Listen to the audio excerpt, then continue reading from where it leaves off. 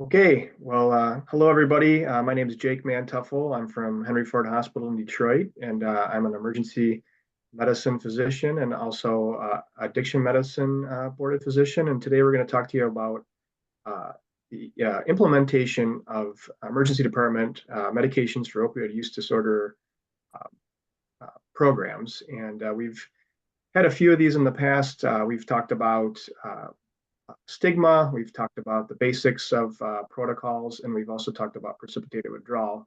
And this is kind of the nuts and bolts presentation on how to actually get a program started in your emergency department. And I have two co-presenters here today, and we're going to kind of facilitate a back and forth and kind of all chime in and give our perspectives. So I'll turn it over to Dr. Nick Rademacher to introduce himself. Thanks, Jake. I'm Nick Rademacher. I'm an emergency physician in Grand Rapids, and I'm also addiction board certified. I've been working on ED-specific MOUD programs for the past 4 to 5 years. And Dominic? Hi, my name is Dr. Borjali. Also an emergency medicine physician and addiction physician. I work at a private or a nonprofit organization called New Paths in Flint, and also the emergency department at Hurley Medical Center. All right, well, we will get things rolling here. So moving on, just full disclosure, we are technical assistants for the Community Foundation for Southeast Michigan, but we do not receive any additional financial benefit from the prescription of medications or for the treatment of opioid use disorders. And this little map here is a little schematic of all the outreach that the Community Foundation for Southeast Michigan has done at almost 75 or more emergency departments across the state of Michigan. So briefly, the learning objectives that we try to accomplish today is to understand the key components of ED MOUD implementation, also to understand the potential barriers to implementation, and to understand the potential pitfalls to program implementation. So what really takes things off the rails. And we've commented on this in every talk so far, and it just we can't really get past it to understand why we're talking about this. This continues to be a national problem, the opioid epidemic, significant increases in deaths annually from opioids, and most pronounced from synthetic opioids like fentanyl. And this may or may not be leveling off in the last year or two's data. If you look at the little graph on the right, although there are still a ton of disparities in terms of Black patients dying at higher rates. So I think that this needs further attention and continue to emphasize that to get programs available for all patients in all emergency departments. I think that's kind of all of our goals. If you were to go to any place at any point in the state of Michigan and even nationally, and you're in need of help with an opioid use disorder, that people are in place to help you and get you connected to the right care. I will again take an opportunity to harp on a little bit of the stigma associated with opioid use disorder and why we say the words opioid use disorder as opposed to an addict or a junkie. And the reality is that the words matter, and patients stigmatize themselves, nurses stigmatize patients, doctors stigmatize patients, and it really is a huge barrier, probably the biggest barrier to implementing a successful program. So starting to use the right terminology, opioid use disorder, understanding that addiction is a disease is really important. I like to draw the parallel to diabetes. We see patients in the ED all the time.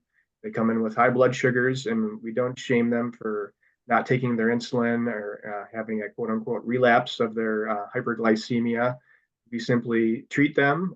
We make sure they have their medications, and we make sure that they have a place to go when they leave the ED. So, this is no different than with opioid use disorder. We have the medication to treat these patients. Really is no point in shaming them or making them feel bad, assuming that this is a choice that they're making. There's a lot of factors involved, but we do know that addiction is a disease and we need to treat it as such. So trying to eliminate and our understanding that there is stigma and trying our best to eliminate it is really important. And we use the terminology MOUD, or medications for opioid use disorder. This can be kind of used interchangeably with MAT, or MAT, medication assisted treatments. The terminology has slightly changed, and slightly to emphasize that the medication itself can be the treatment, as opposed to there's some other assisting factors, although many patients do very well with associated counseling along with medication use. So just a little bit of a primer on some of the acronyms that we use and why we say these words. I'll I pause have a there just for a question, second. Yeah. Jake and Nick. What do you guys do with nurses or patients that still refer to some of the old stigmatizing terminology when you're working a shift in the emergency department? Do you correct? Do you let it go? Do you pick your battles? Kind of curious about that. It's come up quite a bit lately. So I gently recorrect. I don't create a battle, and it's interesting that you say that because I've even we have peer recovery coaches in our emergency department, and at times they've come to me and said, hey, this guy wants to get clean, and I put up little red flags, and I say, oh, you mean they want to engage in treatment? And I say it with a smile, and I say we really try to avoid saying these kind of things just because we're inferring that they're dirty otherwise if they're not engaged in treatment. And so that seems kind of hypocritical for me to say that to a peer recovery coach. They're the ones with the lived experiences, but I do my best, to gently remind and redirect, on the correct terminology. I don't, battle it out or accuse people. I think, fighting is definitely not going to accomplish anything, or trying to make somebody feel bad, for inappropriate terminology. But, if you explain, the same concept, I try to always use the diabetes parallel, and just like we don't say that or think like that with that disease, and why did we do it with opioid use disorder? I don't. Yeah, I'm with Jake. I think it depends on who it is. If it's a resident, then I'm more likely to kind of point out if they do something like put in the chart, opioid addiction. I'll explain like that's not, or opioid overuse. It's not really in DSM-5 anymore. It's all moved to opioid use disorder. So you make it kind of a medical terminology correction. And then for patients, families, nurses, techs, peer recovery coaches, you just reframe it back to them. And so it's never a in your face correction. But if they say, Jake mentioned that, oh, they're afraid their urine's going to be dirty. Say, oh, you think they're going to show that they were positive for fentanyl or heroin in their urine. And some people are going to pick up on it and some people aren't. The truth is that those that have a little awareness about, social surroundings are probably not going to change if you correct them more forcefully anyways. And so it is picking battles, but that's been my strategy. yeah, for me, definitely on a patient, I'll just rephrase it back to them, in the correct terminology, and not even make it an issue. But when a nurse brings it up, if they say an incorrect terminology, then for me, it's kind of more of a leader in the department. Then it's a perfect opportunity to talk about addiction, a quick little synopsis. So, you pick your battles for sure, but it can be a really good opportunity actually to help people understand it better.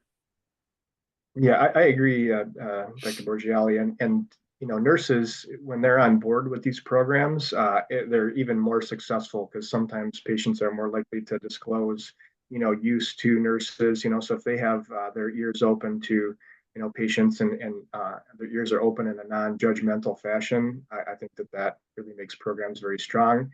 That said, even in the last year, I saw a patient that came up to the desk, and he was a little irritated and agitated. He waited like an hour and 45 minutes and he hadn't been seen yet. And, he may or may not have been a little bit rude. I've definitely seen worse in the department. And then I kind of overheard the nurse say, oh, that figures. Did you see what he's here for? And for me, I perked right up. I was like, whoa, this is an opportunity to really actually go and help somebody and make them feel better really fast. Cause that's the way I view it, like, oh, there's a patient that even if his care is not complete, if I can talk to him and find out that he's withdrawing, get some bupe started, the rest of his day is going to be a lot better. And as you guys have probably experienced, like those are the most appreciative patients you'll possibly get, just because they feel so much better in a short period of time, and they make their experiences improved, and the whole department is better. And a lot of patients that are waiting, you can't help them in that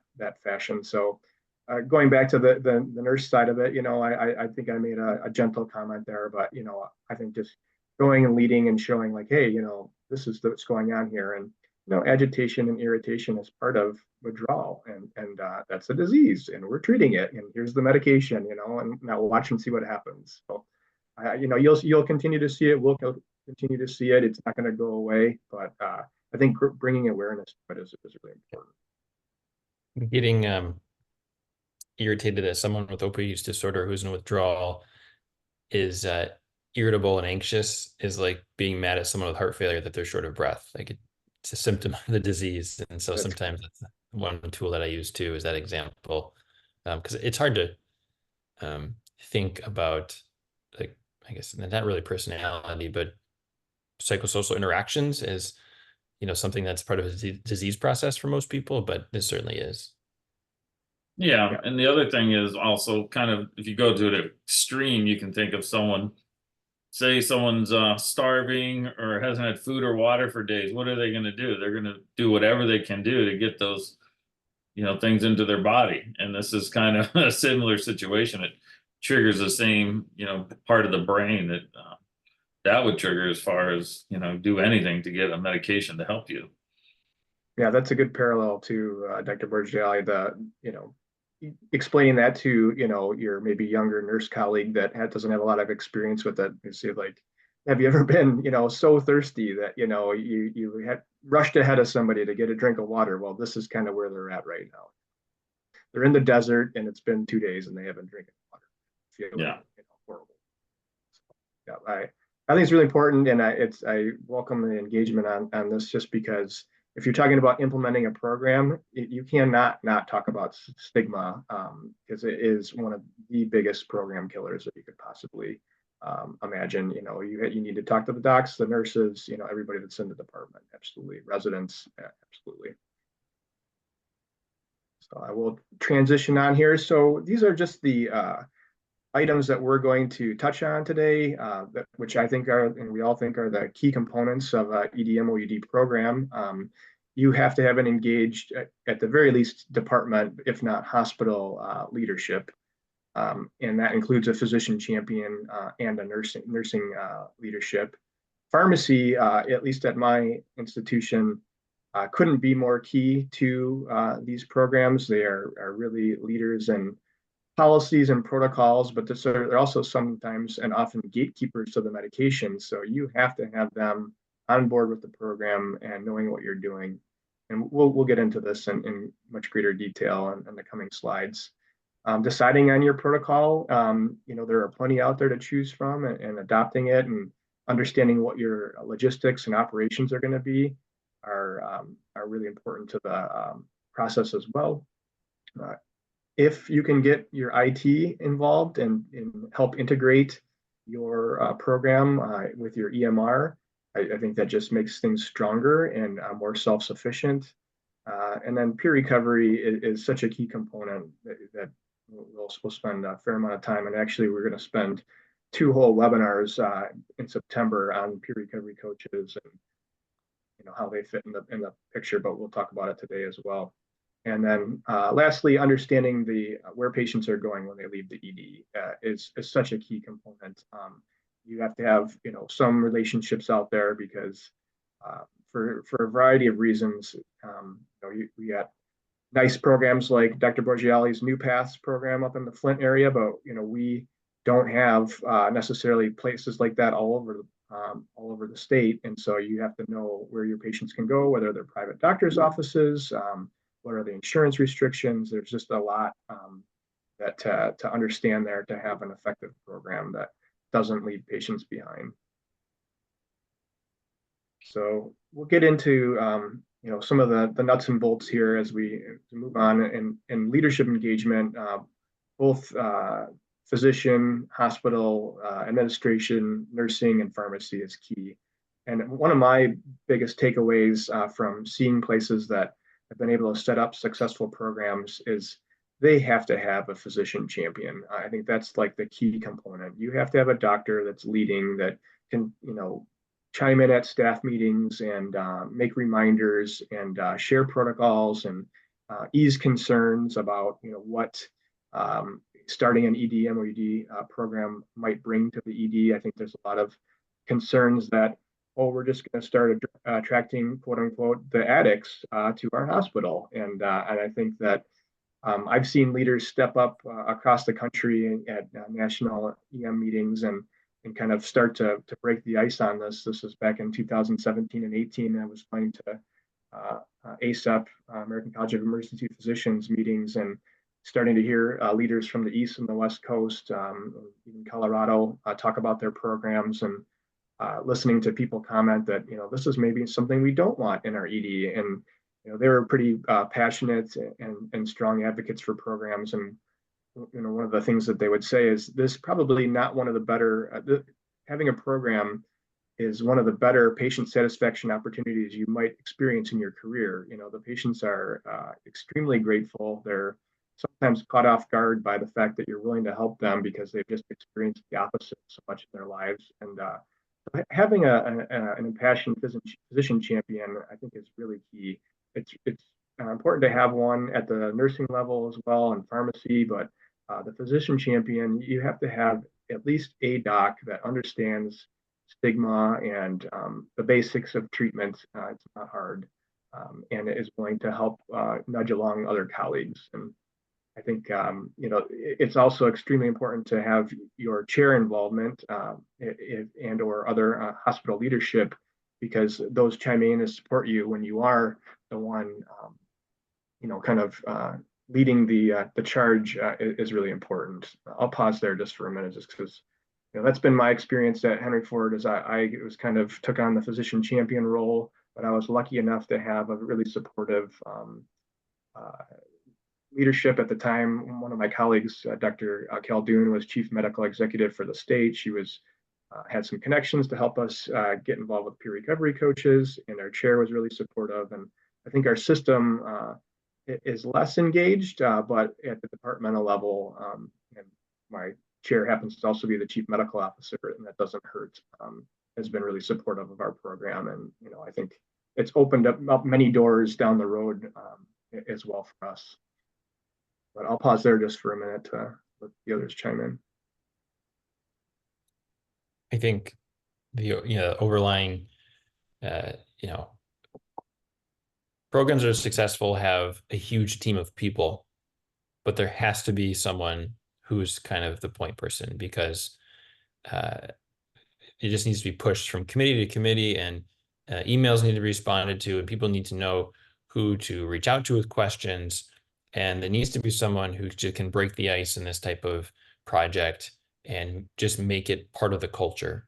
And so that's what we see with, we've engaged with over 75 hospitals. Not all have succeeded. Those that have always have a physician champion that shows up. They come to meetings, they respond to emails, they relay information to their team.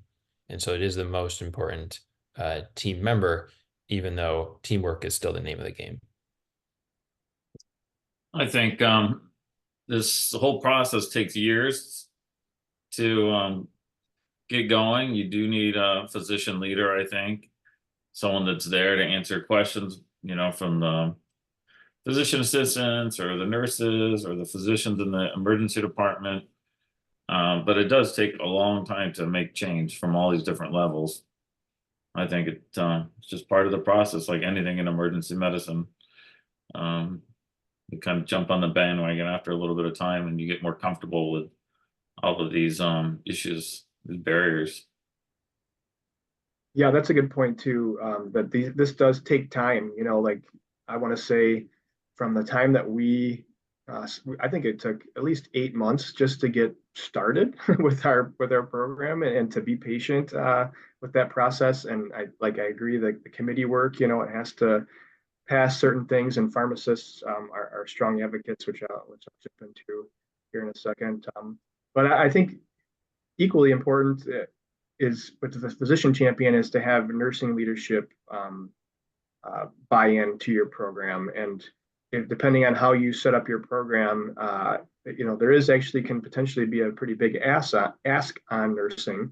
And at Henry Ford, we have all of our triage nurses do screening for any substance use disorder as kind of part of the triage intake, just like they ask about suicide screening and Ebola and lots of other questions that are, sometimes less relevant and many times less relevant than substance use.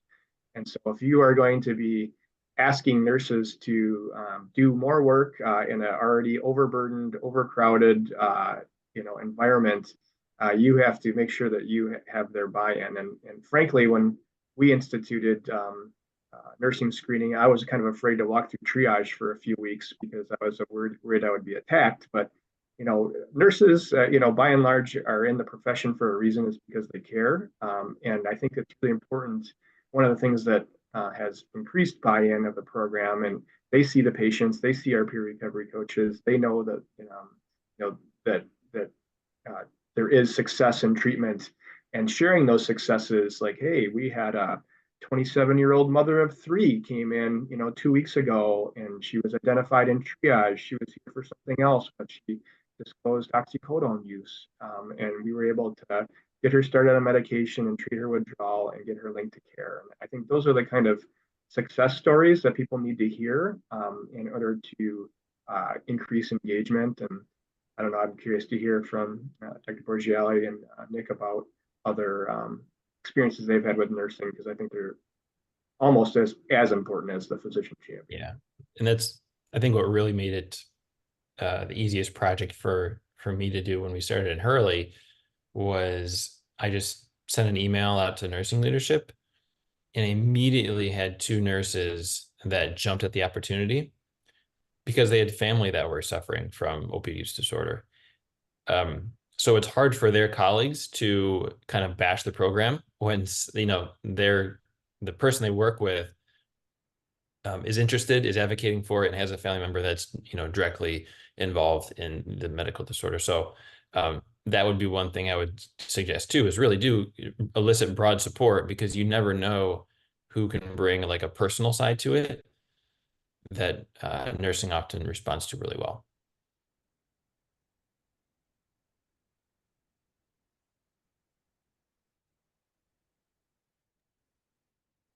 I don't really have anything else to add at this point. Yeah, no worries. Yeah, I think that's another good point. And I think when you're looking for champions in any space, the reality that up to 15% of the population is at risk for opioid use disorder, and it does span all economical backgrounds. It makes it more likely that somebody has been touched, personally by the disease, and I agree, like kind of brings some actual advocacy, for the patient care and leadership for the program. So great point. And from the pharmacy side of things, they are actually, I think, one of the biggest keys at Henry Ford. They tend to be gatekeepers of medication and policy for us, and so and they are very smart individuals. I don't want to generalize the population, but then they're tend to be hardworking as well. So if you have pharmacists on your side, I think that is also key. They will help run the policies through your medication management committee, or that's called several different things at different places, but running protocols through anything that has a medication in it. They generally have to be signing off on it, and they know the laws, sometimes too well, and maybe sometimes don't interpret, obscure old state laws as well as we would hope they would. But, my point being is they bring a lot of attention to detail, and they tend to be very helpful. They have been really helpful to me at Henry Ford to get our appropriate policies in place and protocols. And conversely, if you don't have your pharmacists on board, it won't be stored in the appropriate place. You won't have it in the ED Pyxis or medication distribution system, and so that can limit the program. You've ordered some medicine, but it has to come from another location, and it delays treatment and makes that patient that more likely to walk out of the department and therefore be at risk for overdose.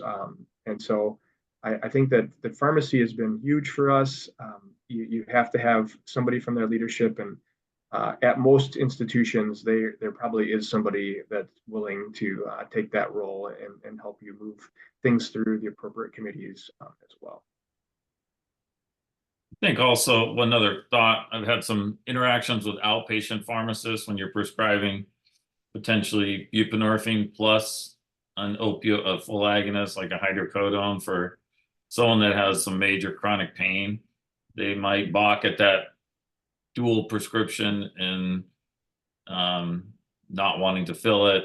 And then there's an educational component to it as well. So, pharmacists still have a stigma on the outpatient side as well, I think. So having some, or dosing, amounts for buprenorphine, whatnot, there might be some biases there, or they might be following some strict, FDA recommendations. And, if you're prescribing over 24 milligrams a day of buprenorphine, they're going to balk at it. So sometimes a little education to the pharmacist helps as well. I would agree on that. Nick, you have anything else to add on any of these areas? I don't think so. I have some more points about pharmacy, but we'll get it when we talk about protocols in a minute, and then outpatient notes. So, yep, that is a good segue for protocol development and or adoption. And I think I use that terminology just because there really is no reason to reinvent the wheel unless you have some like deep organic interest in buprenorphine pharmacology and how it should be applied, because there are multiple sources for protocols that you can reach out to. I think the ones that we reference the most are from the California Bridge Project, but just about any state website probably has at least a template for you, and you can streamline that as needed. I think you also need to realize or try to decide what kind of processes that you're going to use in triage. And when we were doing consultant work and helping programs implement, our EDs implement programs, we kind of gave the option: either you're doing this screening, like we mentioned, where you're asking patients in triage, to specifically, are they using any alcohol or other substances? And the other option would be just putting up signs encouraging patients to disclose their substance use and ask for help. So I think both of those potentially could be combined, but that was the minimum that we kind of suggested, was that either you do physical screening, or at least you put up signs and let patients know that you're a facility that is interested in helping them if there is an issue. So I think that's one of the first steps that you'd have to kind of take, just to, getting triage integrated is more work. And so if you foresee a lot of barriers in doing that, I do think it's the best route. But if that's going to be, killing your program for the first 6 to 12 months of implementation, then maybe just going to signage is the better way to go from the beginning. What do you guys do, Nick? Yeah, we have to just do signage. I work at a hospital that has, many hospitals across the country, and one cost saving measure is that there's no personalization of the upfront portion of the EMR. So, there's different medications that you can provide at each site, but like triage, for example, is the same at every one of the 100 hospitals in the Trinity system. And so that's not really an editable function unless we convince them to do it nationwide. Hurley is very nimble. I'm sorry. I said Hurley is very nimble, so that's not usually a problem for you guys. Yeah, Hurley, we have some verbal screening, and we're just getting our nursing staff to do cows evaluations. That actually was a little bit of a hurdle, interestingly enough, but now that it's coming down from the top to the bottom, so to speak, we're doing nurses. Actually, that became a really interesting thing, just to start teaching them about what cows means, how we can use this as a tool to help the patients. It opened up a whole, literally a door where different discussions came about and interests and like Nick said earlier, like the amount of nurses that have sent family members to our outpatient clinic is kind of overwhelming. It's interesting how that just happens, hey, I got a friend or a family member that has this problem, can I send them to your clinic? Absolutely. And it just opens the doors. But the cow screening just kind of that was an interesting there was a lot of resistance initially because it was quote another thing to do. But it's opened good doors. So do you have them screen every patient or just people that screen positive for opioid use disorder? For positive for opioid use disorder. Okay. Yeah, I was going Got to touch on that. Maybe it's best just to jump to that item on the list here. So that's kind of something that, at least when you're putting in a protocol, it sounds like Dr. Borgiali, you guys have been, your program's been around for a while. Now you've gotten to the point where you got your nurses doing some of the clinical opioid withdrawals scale, which is the cows, as we refer to it. We're still at the physician-driven portion of that, so we kind of, and I see docs do it wrong all the time still, and I always encourage our clinicians to do the cows at the bedside with MD Calc opened on your phone, just because if you're not asking these subjective questions at bedside and you just try to do your regular physical exam and sit back down, you will not have an accurate cows, someone's told me the cows was 5 on a patient before, and I was like, oh, what did you give him points for? Oh, just vomiting, and so as we know, somebody who's vomiting is probably in severe or moderate to severe withdrawal, and definitely has more than 5, but vomiting is a 5 on the cows. So that's amazing that you've gotten that deep into it. To me, if you start from the beginning and get your nurses involved, I think it can be helpful. But my experience is that some of our docs, resident docs in training don't do it correctly, and so we haven't pushed it to that level. But that's something that you would decide, as you're going along, either who's going to do the clinical opioid withdrawal schedule. It's going to be the nurses, it's going to be the docs. So just something to think about.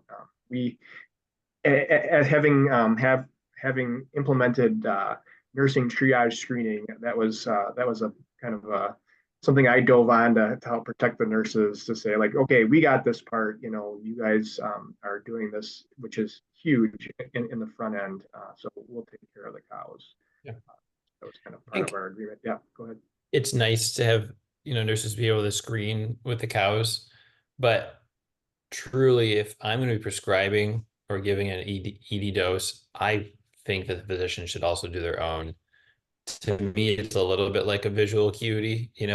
I always like to do my own visual acuity test because the consequences of what the results are is usually pretty severe. And so I don't like to take someone else's word for it. So I think there is a real role for nurses doing the screening. But if the cow score changes what you're doing with someone, I would probably redo it yourself at the bedside, because I think there's probably a lot of variance between people that administer the scale. I was also going to talk about peer recovery and how you actually have them set up. So I think we all agree that you can't have a program without peer recovery, and I think we have more dedicated time to this later in the talk. But in the beginning, when you're setting things up, figuring out how and if they can be integrated into your EMR, I think is an important consideration. So we have both types of peer recovery coaches. We have both hospital employed and community provided through the PIHP systems. We have across Henry Ford, we have both models, hospital employed, and in both circumstances now they have EMR access. So the screening that is done in triage sends a message directly to our peer recovery coaches and their their track board about who's screened positive, and allows them to go and make more interactions with patients. And to me, that's how you get the most patient touches. And then the ability to document. So what do you want their note to say? What questions do you want them to ask? Do you want it to be a template or just a two-liner? What, I think deciding on that in the beginning when you're developing things is an important consideration. And the last item I have on this list. Yeah, go ahead. Sorry. How was the logistics of getting EMR access to? Wait, you guys, you employ your own peer recovery coaches, right? So it's not an outside So vendor. we do at Henry Ford Detroit, but now at Henry Ford Wyandotte and also Henry Ford Jackson, they have a community provided PIHP, provided peer recovery coaches. So they're not hospital employees, and they use the same model that our employed coaches use. So they're integrated in the same fashion. They have the same Epic access. We use Epic. And so they have the same functionality essentially and can document. So that was, there's so many things that can get involved in that, IT, legal, this, that, and the other. But we've been able to push that through at those two sites that have used that model, which is possibly more sustainable depending on how things change at the state level. So in my opinion, if you can get that level of integration, then you have you're maximizing the potential for touches on patients and also maximizing the ability to quantify their actions as well. Great. And the last item I had on this list is the medication protocol. So again, you probably are going to need to use some of the existing protocols. California Bridge is a good one if you just want to reach out to myself, Nick, or Dr. Borgiali. We'll email you ours. Like this is not proprietary information for the most part. It's well understood that you're borrowing. And we kind of agree also that keeping the protocols as simple as possible is a potential way to limit or to limit the lack of integration of the program. So keeping it simple is key. There's probably also it's probably also a good idea to make sure your protocols cover what we call home induction. So the patient that comes in that has a known opioid use disorder but doesn't need a dose of bupe because they're not in that bad of withdrawal when they're in the ED. Understanding how to walk the patient through that and how to let your docs know how they can let a patient go home. So if you have a patient that's interested in treatment but they just overdosed and they're not in withdrawal, they probably don't need bupe to go home with, or they don't need bupe in the ED, but they do need it to go home with, especially if they're interested in treatment. So those are prime candidates for home induction, and making sure patients go home with that, I think is key. And then if something does go wrong, we did a whole webinar on precipitated withdrawal, but understanding the treatment pathways for that should be part of your protocol adoption as well, and maybe having a lifeline out there as well. What have you guys found as far as, oh, I'm sorry. No, go ahead, Dan. What have you guys found as far as patients, as far as kind of the high dosing regimens for induction and some of the patients' reluctance to do that high dose protocol? I found that most patients that have gone through precipitated withdrawal are very afraid of doing kind of those high dose regimens as opposed to kind of the slow, low dose induction regimens. Yeah, I think if you go, I'll let Nick chime in because I know you wanted to say something, but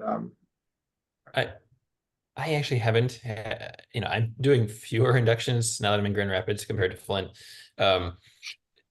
People haven't been all that reluctant. It's been okay. I usually start at 16 or 24 now. I'm in a bit of conflict because, as Jake mentions, keeping it simple, I think is very important. So for a long time, I advocated the simplicity of cows of 8, give 8 milligrams of buprenorphine, just like having the same number across the protocol just made people think less about numbers. But I think there probably is a benefit to doing a higher dose, either 16 or 24 right off the bat, which is the new California Bridge recommendation. So I don't know. I guess I'm still kind of unresolved whether I think keeping it absolutely simple with eights everywhere versus recommending a higher dose initially is better overall. Because if you make it too complicated, people won't do it. But I do think that starting higher is probably better. Yeah, I think my experience has been that the patient that's afraid of going into precipitated withdrawal and or is convinced that buprenorphine makes them sick because they've gone into precipitated withdrawal in the past. I think that you have to be very upfront with them and say, like, you probably did experience this, but most likely what happened is you just didn't get enough, and that's why you felt bad. And so, in your case, I would be more aggressive. You are a known fentanyl user, and so we know that fentanyl can kind of linger in the tissues longer sometimes. And I think that it's that community in particular that is more worried about precipitated withdrawal. But I think that letting them know, hey, like, we're going in this together, we're going to be more aggressive with your care. And so we'll go to higher doses. That would be my approach. And that's what I've discussed with patients that, have declined my offer of buprenorphine in the past. I can't say I've had that much success because when someone's declined, they're usually, in that space in their head, and they're not going to change in that short period of time that I have with them.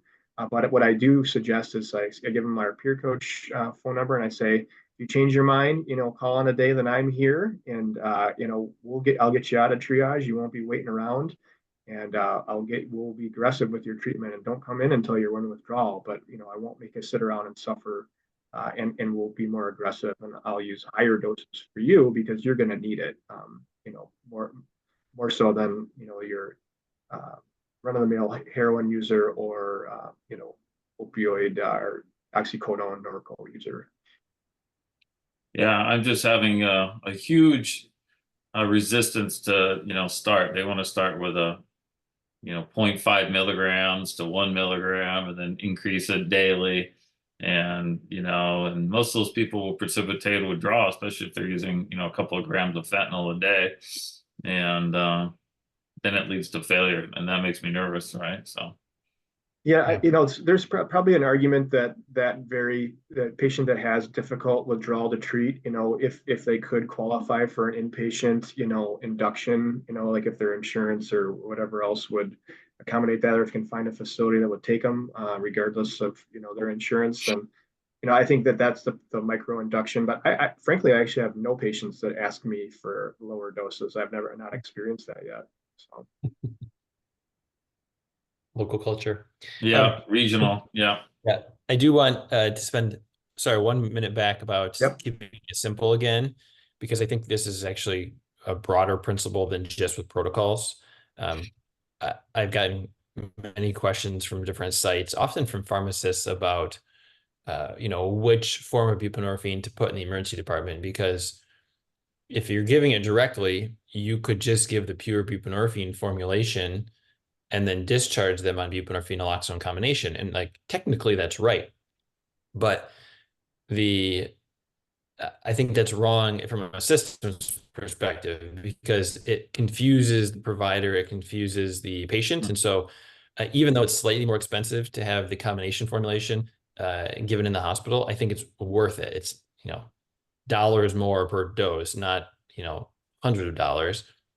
And having the patient experience success with their induction with the combination product is going to make it so that any lingering doubts they have about taking a oral naloxone should be vanquished, and then provider just won't be confused, right? If you're prescribing the mono buprenorphine product in the emergency department, then you have to remember to prescribe the combination product at discharge is just too confusing. And so having the same formulation, I just tell them only have 8 milligram tablets or strips in the pharmacy dispensing units, because you don't want them to have options of 2 milligrams. You really just want to be able to do 8, 16, or 24. And so just simplicity makes the whole thing much more likely to be adopted by people. And so I think it's one of the prime principles that we use when designing programs. I think that's a great point, Nick. I mean, we're one of those sites that, obviously we've kind of figured things out as we've went along, but we use this, the mono product when we do treat patients in the ED. And of course, we recommend treat with the combined bup naloxone product. And it creates a lot of confusion, and it happens all the time. And they're like, well, I gave them this, or, and so, yeah, that's a good point. If I was starting from the beginning, I probably would advocate for the same one that we use. And actually, in EMRs like Epic, when you give a dose of a medication in there, it gives you the option to click on it to prescribe it. So it's like a kind of a shortcut in a way, and that would help, I think, drive home the point of why it's important to prescribe the combined product, and that there is no negative consequences, like you said, if you take it orally. What do you guys think, just quickly back on that? Sorry to, Yeah, no problem. what do you guys think about patients that come in that, although we're seeing less and less people that are getting Narcan, what do you guys do for people that are interested in treatment for opiate overdose? They get Narcan. Do you start them right on buprenorphine right off the bat, or do you let them wait? I mean, if they're interested in treatment, I like to start them right on the the buprenorphine right away. That's a perfect opportunity, I think. I agree. Make them feel better, and then they're on it. They're already on it. They're already blocked, right? So it's the best time to start, I think. Yep. Yeah, I know we have we're part of the big research study with the injectable form of bupe, and our protocol says that after 2 hours, if somebody comes in that was treated with naloxone, then they're eligible to be treated with bupe. And to be honest, I haven't seen a lot of patients that get treated in that fashion, but there is it makes a lot of sense to me, especially if they're willing to engage in treatment, because if there is any agonist left in their system when that naloxone wears off, you're better off having the bupe on board to bind to the mu receptors, as opposed to more agonists floating around. Perfect opportunity to start it, I think, if So they're is that, interested. yeah, is that something that you do, an hour or two post ED presentation, you just give it to them, even with relatively low cows, or do you still use a cows of 8? I think you want to do it right away. Like you don't want to wait until the naloxone wears off. I think you want to give it when the naloxone's active. That's my view. Absolutely. Absolutely.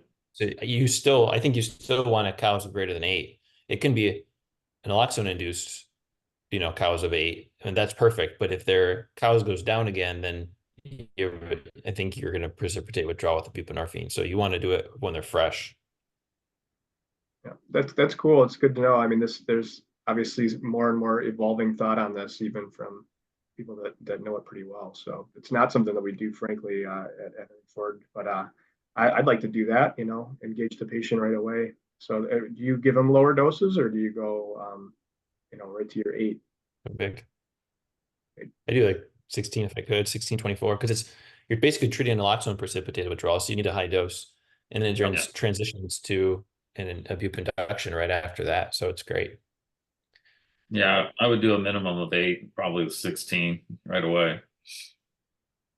Very cool.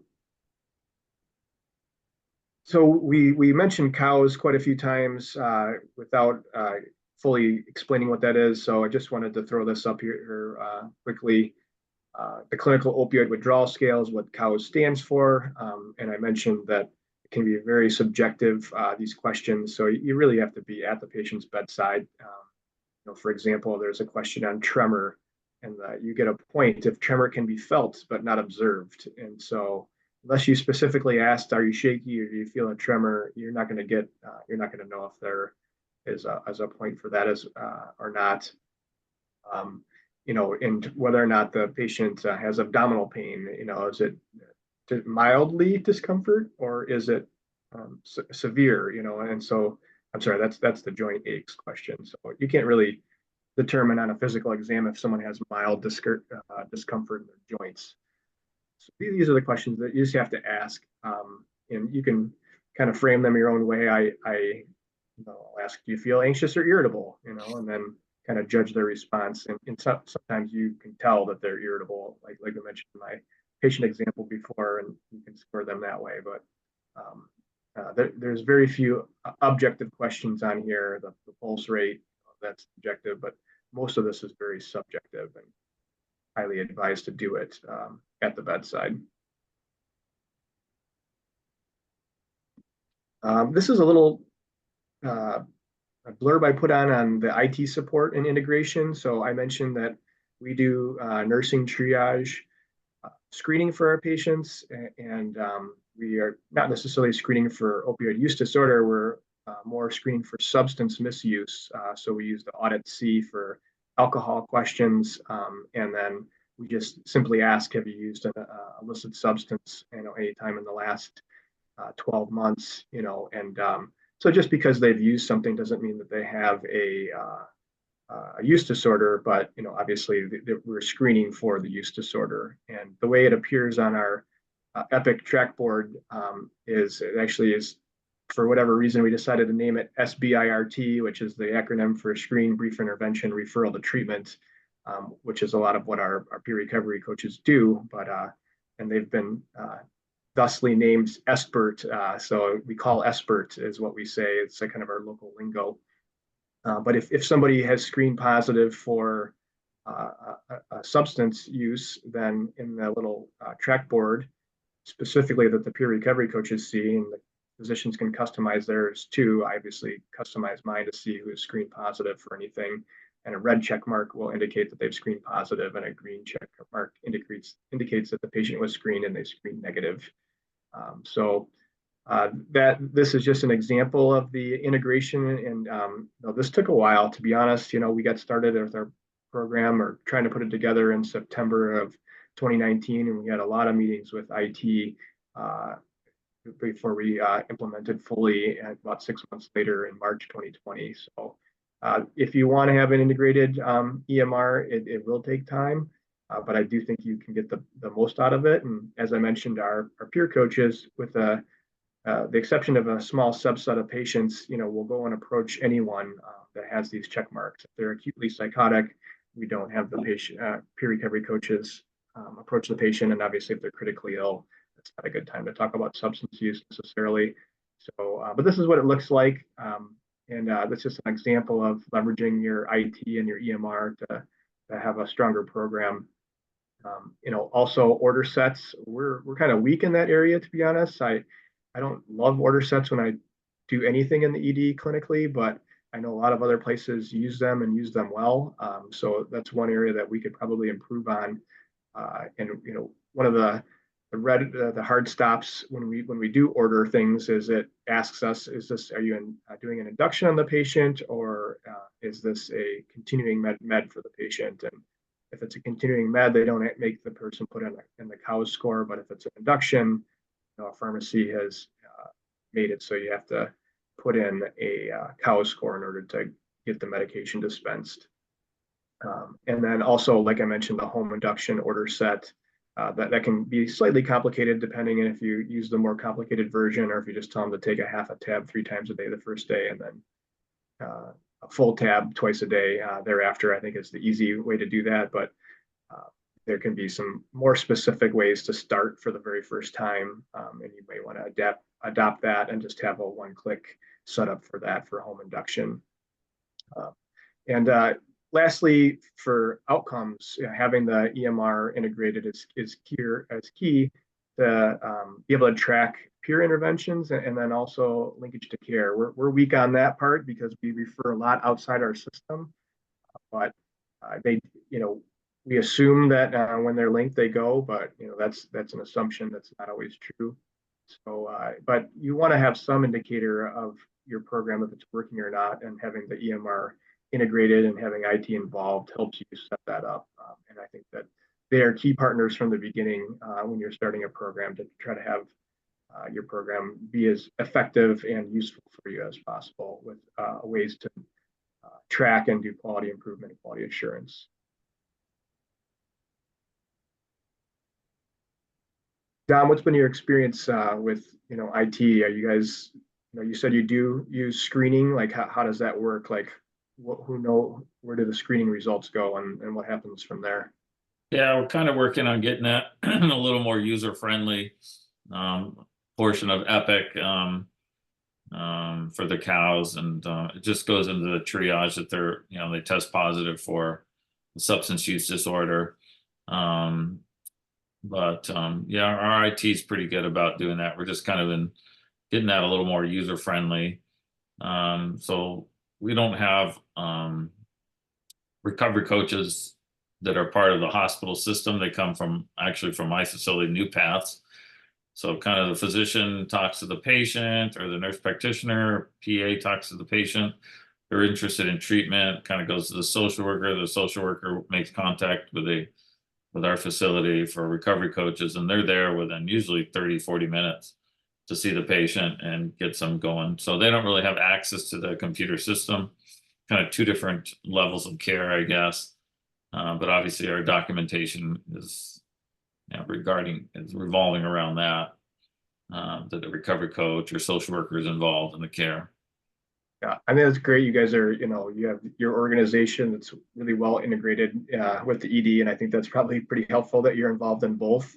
Yes. And that, this is all ideal world stuff, right? If we were starting our programs from the beginning, I think we would all want this. And so that's kind of the idea is if somebody is getting started or if they're doing QA or QI on their own program, I think this is a good way to, leadership likes printouts and stats and hey, we had 90,000 visits last year and our peer coaches saw 2,500 people, and we can tell because we ran this report. And I think that kind of helps build your position if there is convincing to be done within your system to put resources towards things.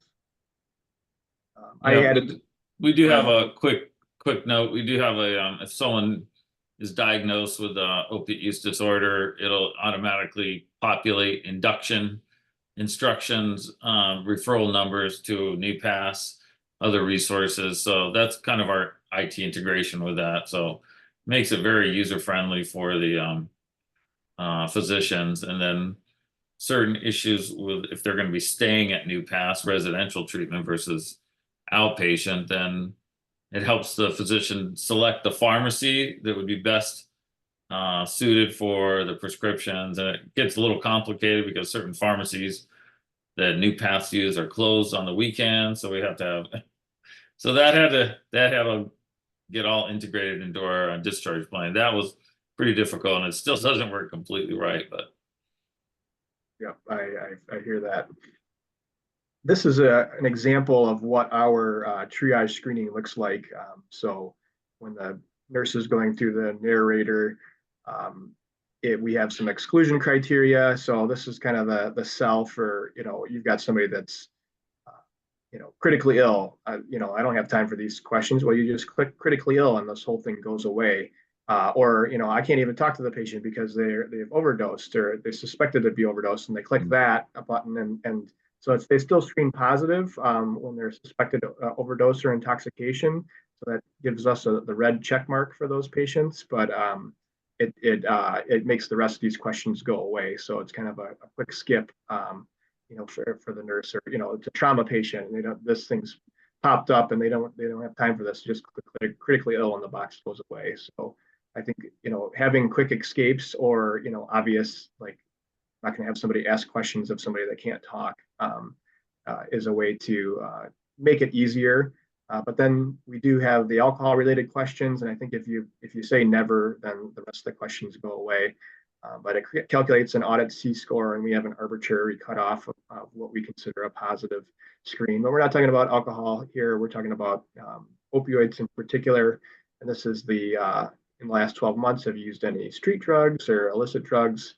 And this is an older version of this slide because it has marijuana as still an option on here. And this positive screen was like absolutely clogging our track board, and we don't have a lot of resources for marijuana use, and it's not that clinically relevant, at least in comparison to some of the other substances. So we haven't, we actually removed that, and it actually cleared up the work list for our peer coaches, and help them prioritize who they need to see. Obviously, we have them prioritize opioid overdoses, given the mortality, those conditions, other opioid using patients, and alcohol. So this is just what it looks like. And again, at the bottom, if it's are they suspected overdose or intoxicated, then it's another positive screen here. So hopefully less than a minute, but some really valuable information on the front end for us, both treating the patient and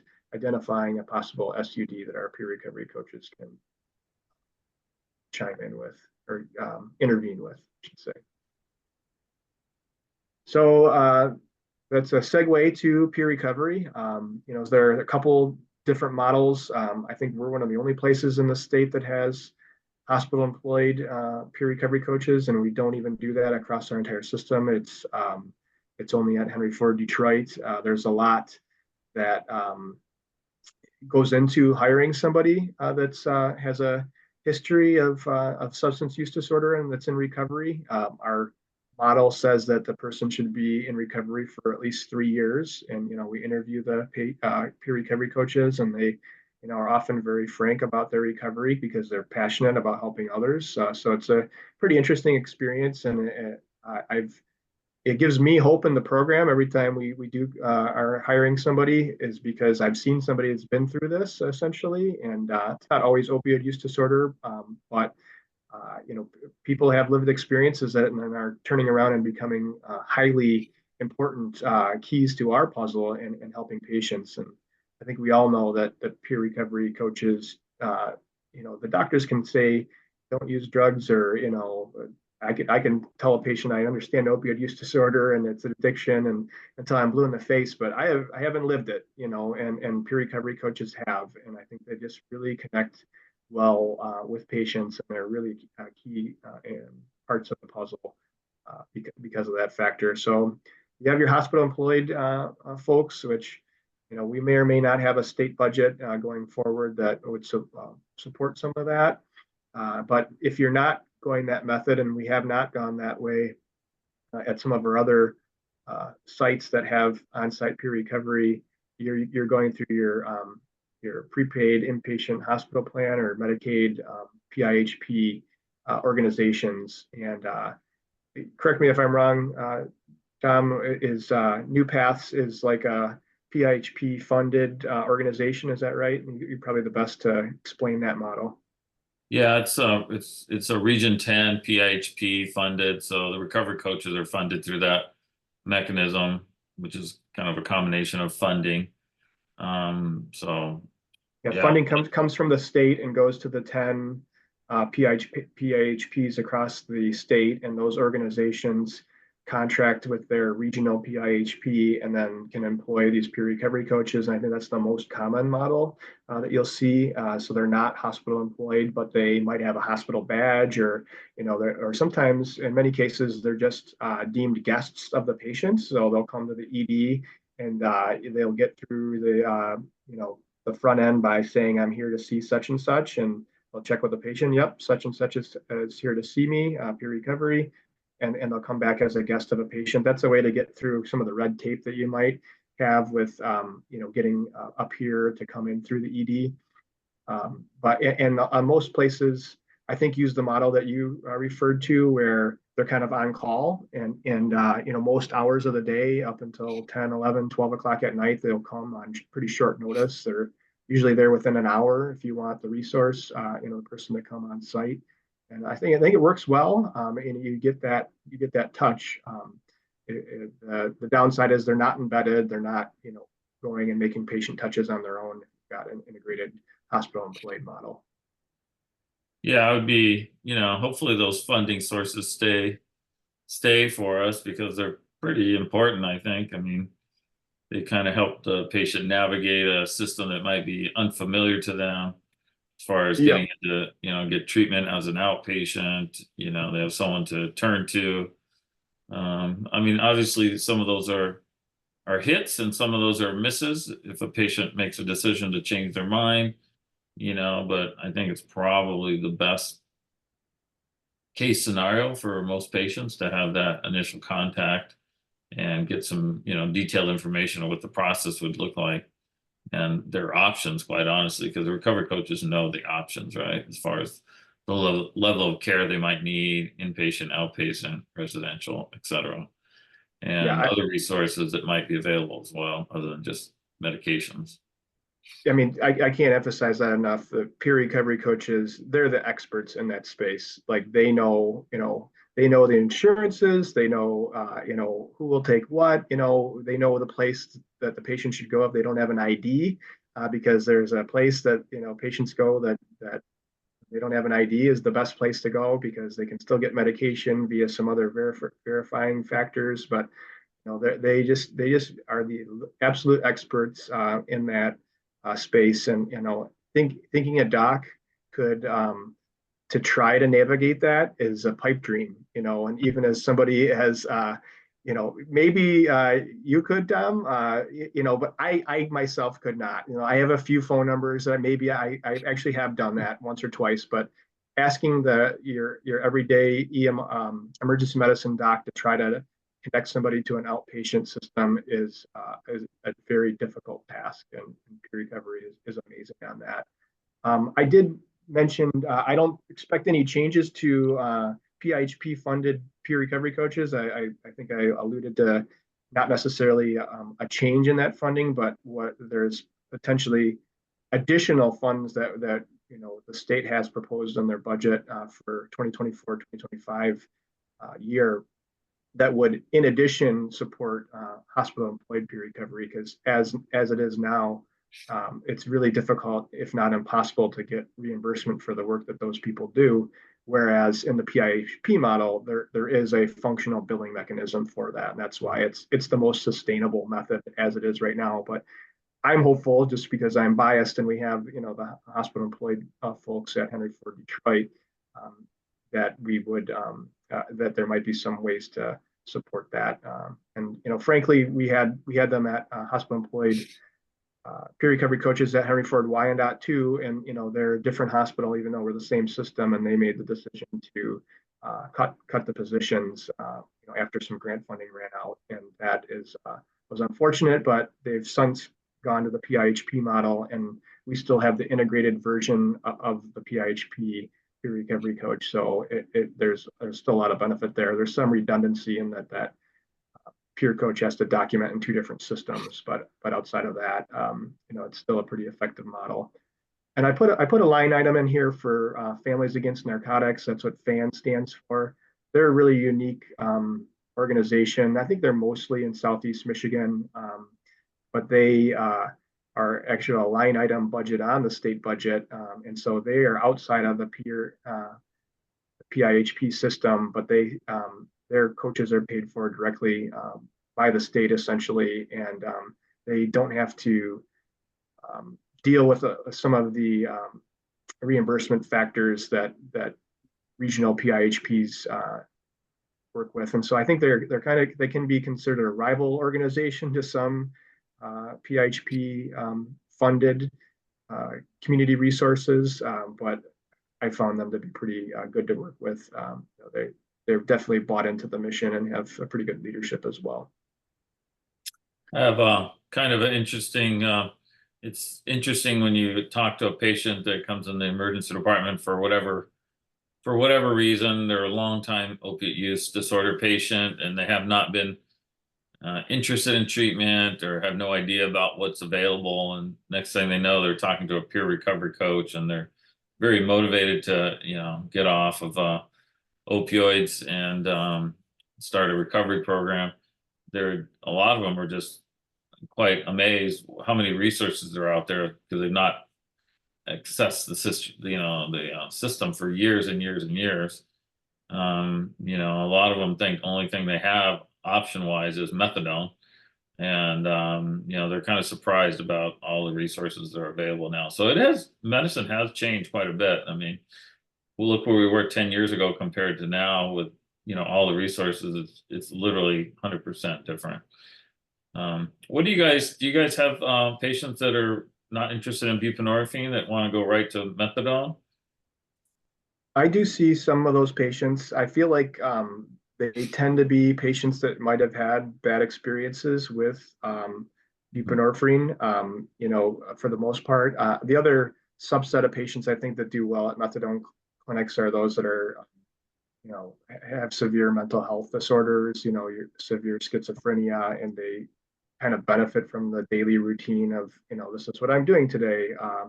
But, I think your average patient methadone programs are very inconvenient. And for whatever reason, I do see, I would say 10% of patients that I encounter, usually the more severe opioid use disorder patients, have the preference for methadone.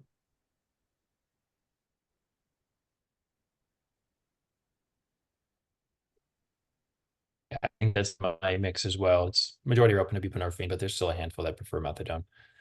It's funny, I think when we started doing this, we were recommending peer recovery coaches really without any data.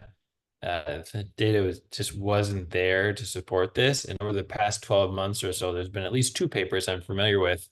I think importantly, the most recent one I saw showed you have a significant increase in retention, 3 and 6 months, I believe, if you have peer recovery coaches, but the biggest benefit was in Black patients. And so I think if we're interested in kind of remedying some of these disparities, that we do highlight how important peer recovery coach is and seeking out peers that may be Black themselves, because there is there is a gap with how white patients are being treated now and the success they're having with treatment retention and our Black patients. And it really seems like using peer recovery coaches to help mitigate that disparity is becoming more evidence-based. Yeah, great point, Nick. Yeah, we figured out a way to integrate that article. That's a very good article. It just came out too. So yeah, I think it's still in press. So I already alluded to this a little bit about, the outpatient landscape navigation. And, we talked about the prepaid inpatient health plans as the Medicaid way to pay for a lot of mental health and addiction treatments. It's, for better or for worse, it's the model we have. And, this map kind of shows how things are split up. We're in the Detroit Wayne Integrated Health Network is, I think, Region 7 on here. Dom, you're in Region 10 there. And Nick, you're in Region 3. Is that right? Yeah. And so I can't emphasize enough how peer coaches understand, this outpatient landscape. And I think it becomes an issue too when you're starting a program and implementing a program, knowing where your patients are going to go. So if you got a place like New Paths that's well connected to the ED, that's amazing. I don't know if you have any limitations on what insurance you take there, but there are tons of insurance barriers as well. And unfortunately, there's not a ton of regular family internal medicine physicians that are willing and able to treat addiction. Although I do think that cohort is growing some as people become more educated on the topic and understanding that their patients that they might have had in their practice for several years might have an opioid use disorder and need treatment. So I do think that cohort is growing, but most of the time, at least at Henry Ford in particular, we refer outside of our own system to facilities and centers that can treat patients that have seasoned clinicians and understand a lot of what the barriers that these patients will see. So, understanding there's probably multiple organizations depending on where you are, and so what's the better option? And they tend to know, oh well, this patient doesn't have transportation, and team wellness or some other place will pick them up, and so therefore that's probably the best bet for them. So they understand where the patients need to go.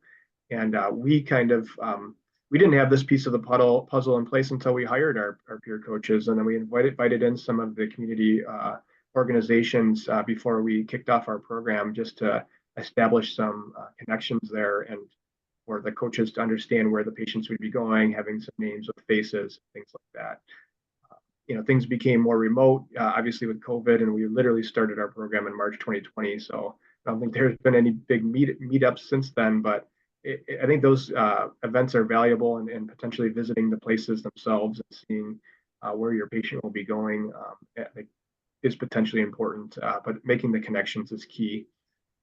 We're working now, we have an affiliated FQHC, federally qualified health clinic that has a good cohort of family physicians that happen to be Henry Ford docs.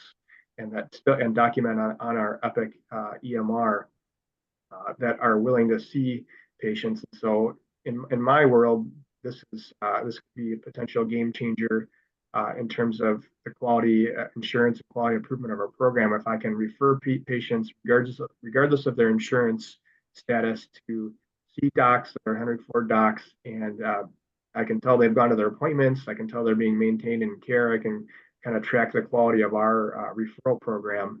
That would be huge for us. So we're working on implementing that. But most patients we send out now, like I said, are outside the system. So in some cases, it's better for them because some of these places have wraparound services that individual clinics might not have, like combined mental health resources or dentistry, which is a huge thing in our opioid use disorder population, or they have some outpatient housing or even inpatient, obviously, is another consideration as well. So there is just a lot to consider.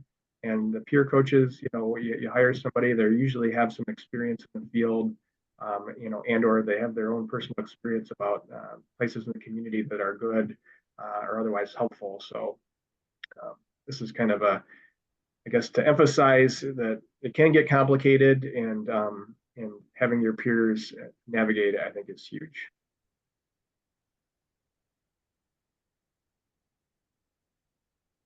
Yeah, we've had some difficulty with getting people into mental health services through the county.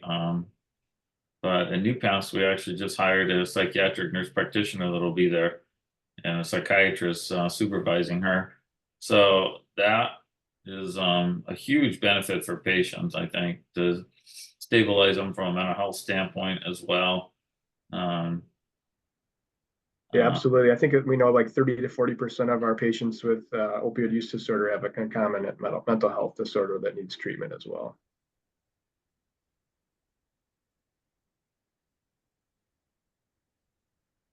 So we'll transition now to some barriers of program implementation. We already hit on it pretty hard, but stigma from the physician side, the nursing side, and the patients themselves. I guess bears mentioning again that this is one of the biggest barriers to a successful program. So identifying that it exists, I think to think that it doesn't is pretty ignorant, frankly, and so understanding that it exists, I think, is the tip of that iceberg, and watching your own language and your own communication, I think, is also important. And I swear, I probably 7, 8 years ago, I probably would have signed out to my colleague that the patient in 215, is a heroin addict. I'm certain I've said that, and not completely unaware of really what negative stigma that I was perpetuating in that case, and patients do it themselves. So I think the gentle recorrection, we've already hit on it, so I won't belabor it anymore, but I do like to get into some stigma soapbox opportunities. So I think one of the other barriers would be inadequate peer recovery, so lack of response time, or I think not reliable. If you've got a system in place where you expect someone to come on a certain timeline and they don't, and it doesn't happen more than once or twice, I think people lose faith in the system that you might have set up. So I think that can be a potential barrier. One of the biggest ones that I would suggest would be physician overdependence. So again, physicians cannot navigate the outpatient world, and you have to have, if you're asking them to do, we know we have stressful jobs, and sometimes I think a barrier to an ED-MOUD program would be that it does take an extra step to prescribe the bupe. So there is an extra step on our end, but it's patient care.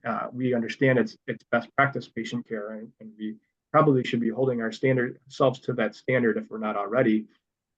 However, it is an extra step. We do have to recognize that if you try to make docs have to do too much, you make things too hard, it's not going to work. So don't make them have to try to set up the outpatient appointments if you can avoid it.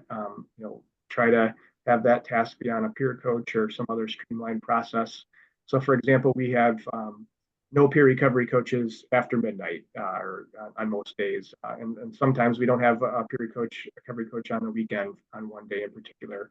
And so if someone's starting a patient on bupe and we don't have the warm handoff set up for them right on the spot, we've created an after hours kind of work through where we have internal text message system. They just type in bupe, BUP, just put the name, phone number. It goes to our peer coaches, and they're usually in the next morning, and the good phone number to call. And so that's a way to kind of keep things buttoned up, even when we don't have a peer coach in-house, and not to fall back on having the doc have to do the work. And then we've already talked about this as well, but the nuanced protocols can be a killer for a program. So keeping things simple is pretty key.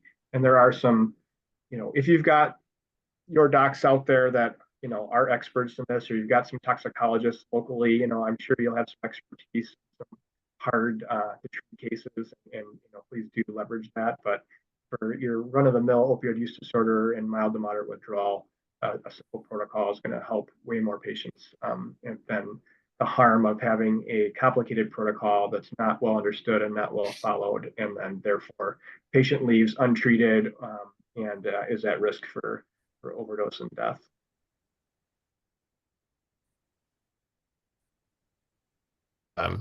Connecting this to the prior slide, we should also make connections with local pharmacies.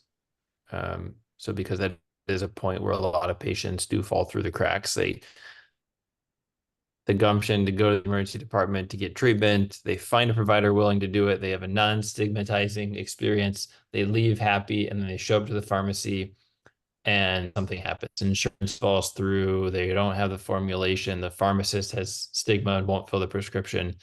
And so just at that point is smoothed out is important as well. Yep. I see that. I see that all the time. The pharmacist stigma, it can be really traumatic, quite honestly, for me and the patient, especially when they They're can't almost get there, right? They're 90% of the way there. They show up to get the medicine and then they leave without it. Yeah, and they're in withdrawal. They're agitated. Nerves are at an endpoint, and sometimes they can become aggressive and argumentative, and that's obviously not going to go over well in the community drugstore. Yeah, we have not had that big of an issue as we did when we started our program back in 2021, 2022, or 2020, 2021. We would run into that, but at least in the Metro Detroit area, I've not run into. I mean, I can't say that I've been there when the patients fill in their scripts, obviously, but usually we'll get calls if there's a problem, and it's not been that big of a deal. Occasionally there'll be like they're ineligible for it's been much more rare than it was when we first started, I would say. But I think regionally that could differ, and the more rural you are, potentially the more you might not have places that regularly stock it, and/or the best processes in place to fill. So this is kind of just the same thing, but pitfalls, I guess, is another term. But some of the things that I've seen that have caused problems, both internally and externally, would be one of the things would be reliance on grant funding for peer recovery coaches. So, like I said, that happened at our Wyandotte institution, where that kind of was really disruptive to the program. They didn't have a coach for several months while they figured out the new way.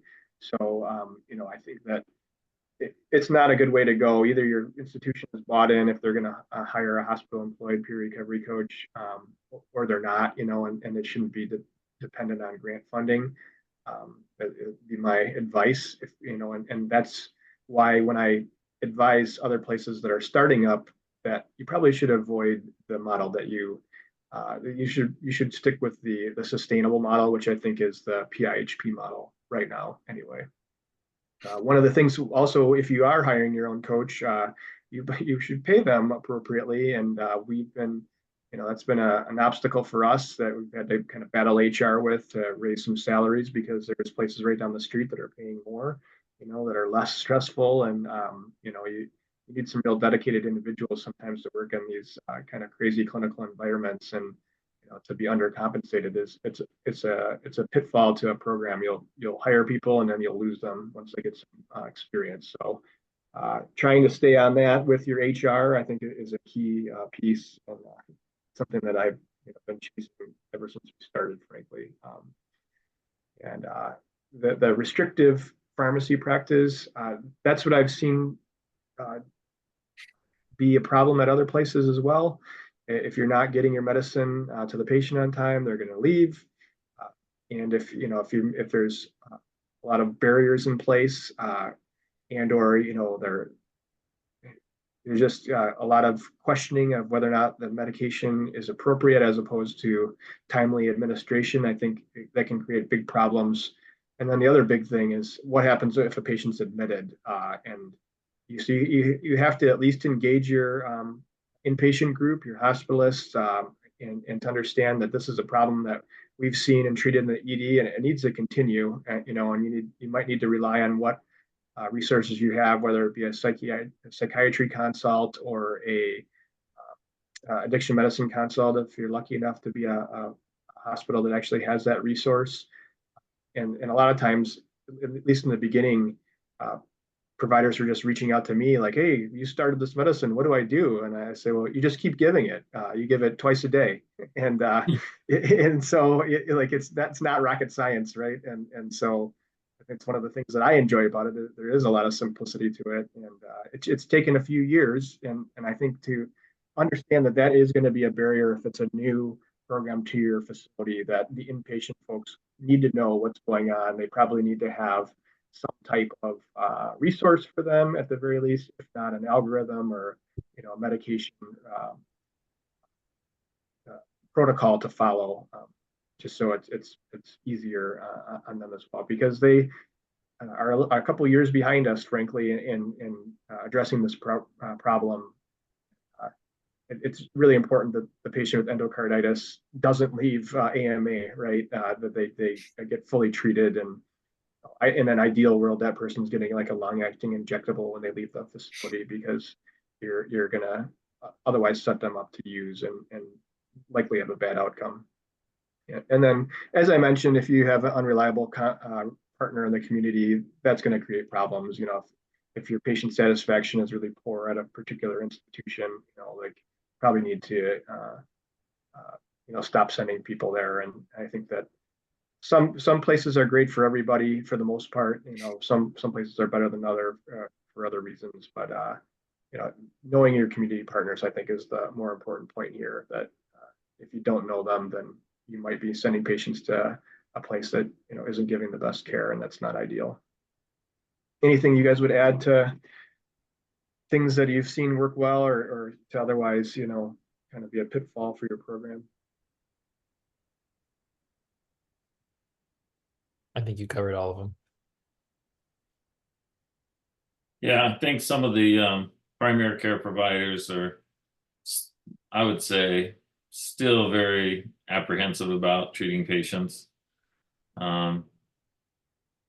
especially with opiate use disorder.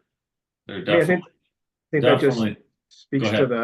just speaks to the need for an organization like yours at Youth Paths, where when PCPs, aren't on board, they need to go somewhere where somebody is going to understand their problem. It'd be great as a patient to go to one place and be treated for my mental health, my substance use disorder, my hypertension, and my diabetes. But the reality is, the expertise isn't there a lot of times. Yeah, I mean, there's still a lot of, quite frankly, ignorance about substance use disorder with primary cares. They might be coming to see me for,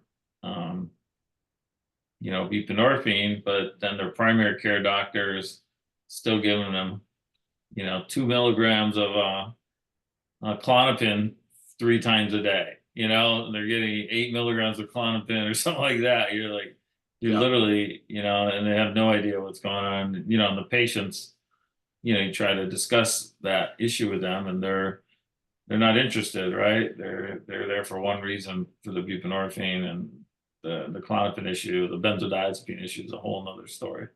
Yep. I think, I don't want to generalize a specialty, but I do feel like family medicine, at least locally, is one of the more willing partners to engage. And they have a lot of parallels with emergency physicians, right? They kind of see and treat a lot of different, some of them still deliver babies, for that matter. So they have a kind of a wider, reach, and I think are more understanding potentially.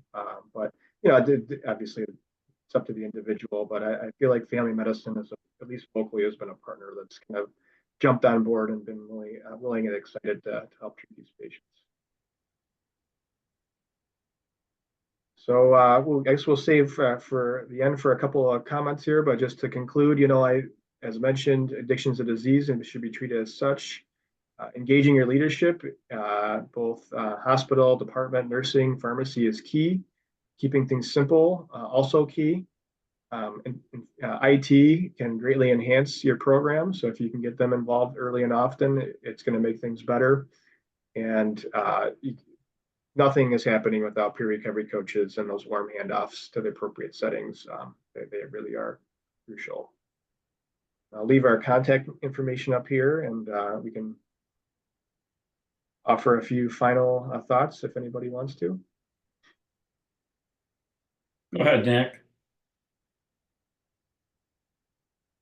I don't have anything to add. I think thanks for listening. Thanks for the insight from both of you. I think it was really helpful. Yeah, thank you very much. Yep. I would just say that I enjoy having these discussions. I know our audience participation has been minimal, but hopefully people do take the time to watch these recorded videos because I find them interesting. I'm of course biased, but I love hearing your perspective. I have my own experiences, but I love Nick and I have connected several times on this, so I feel like I'm starting to understand him. But it's great to hear what you're doing in Flint area, and it's a really obviously important area of our state that's affected pretty hard by opioid use disorder. So thank you for you and your clinic and all the work you're doing up there. It's awesome. Thank you.